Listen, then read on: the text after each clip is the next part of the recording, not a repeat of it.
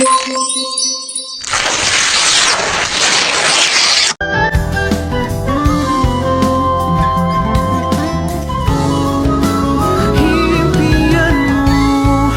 terbangkanlah tinggi, tapi selalu pijakkan kaki di bumi. Senyumlah kembali, bahagiakan hari ini, buatlah hatimu.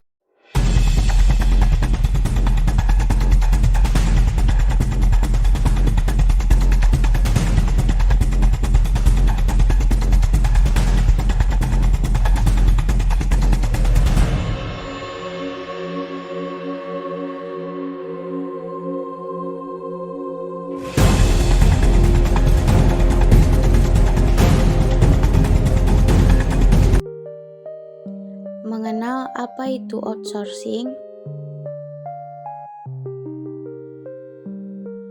Menteri Pendayagunaan Aparatur Negara dan Reformasi Birokrasi Tejo Kumalo mengusulkan pengangkatan pegawai melalui pola outsourcing.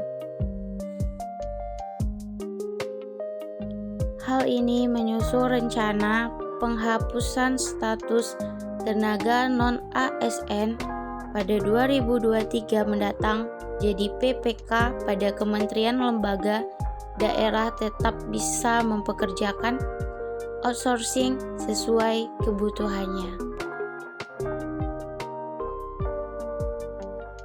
Apa itu tenaga outsourcing? Di Indonesia, outsourcing telah diatur oleh Undang-Undang Nomor 13 Tahun 2003. Ketenaga kerjaan khususnya pada pasal 64 sampai 66. Outsourcing merupakan tenaga kerja yang bekerja di satu perusahaan atau institusi, tetapi secara hukum mereka ada di bawah perusahaan lain.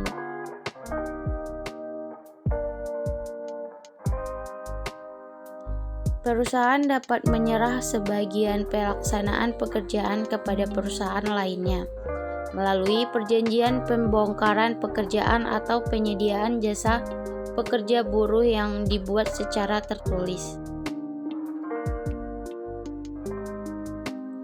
Pasal 65 penyerahan tenaga outsourcing dilakukan dalam perjanjian secara tertulis. Perusahaan penyediaan outsourcing wajib berbentuk badan hukum.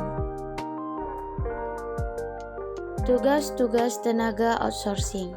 UU Nomor 13 Tahun 2003. Tenaga outsourcing memiliki tugas yang berbeda dengan pegawai PNS dan PPPK lain.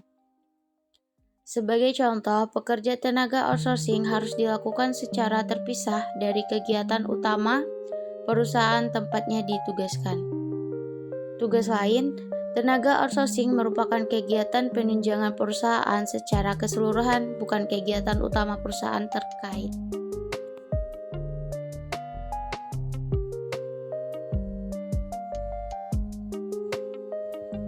Pasal 66 ayat 1 perihal tugas tenaga outsourcing.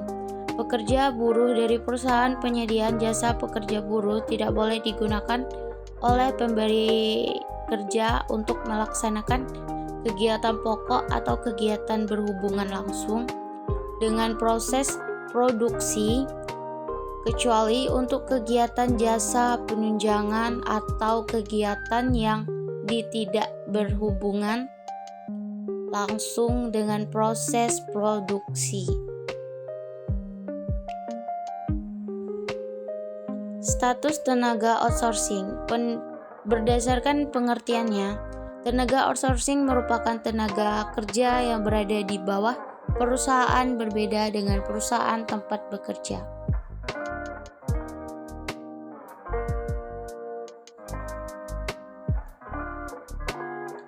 Dengan begitu, status hubungan kerja tenaga outsourcing adalah di bawah perusahaan yang mempekerjakannya, bukan perusahaan tempatnya bekerja.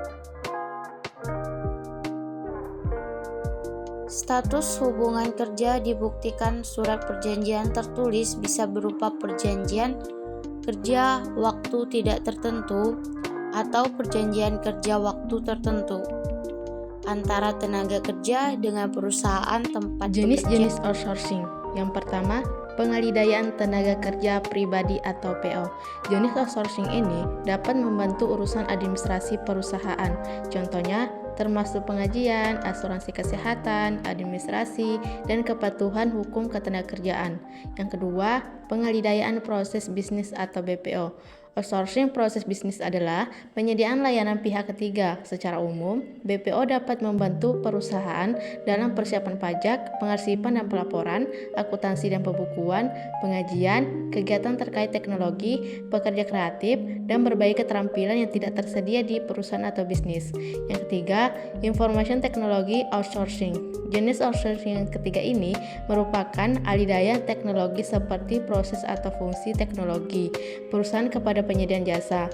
Keempat, knowledge process outsourcing.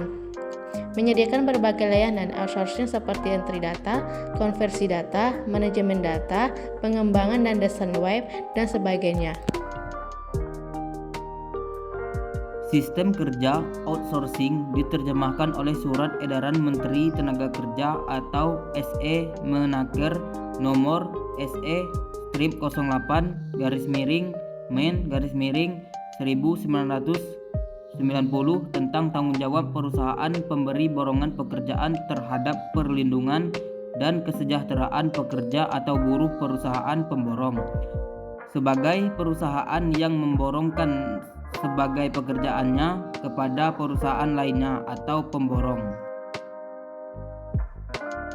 Keuntungan outsourcing yaitu menghemat biaya. Salah satu keuntungan utama outsourcing adalah menghemat biaya karena pekerjaan yang sebelumnya dilakukan oleh karyawan di dalam perusahaan sekarang dapat dilakukan oleh perusahaan lain yang lebih efisien dan dengan biaya yang lebih rendah. Fokus pada core business, yaitu dengan outsourcing perusahaan dapat fokus dengan bisnis utama mereka dan menghindari tugas-tugas yang tidak terkait dengan bisnis inti mereka. Mengurangi resiko. Outsourcing dapat membantu mengurangi resiko bisnis seperti resiko keuangan, resiko hukum, dan resiko reputasi.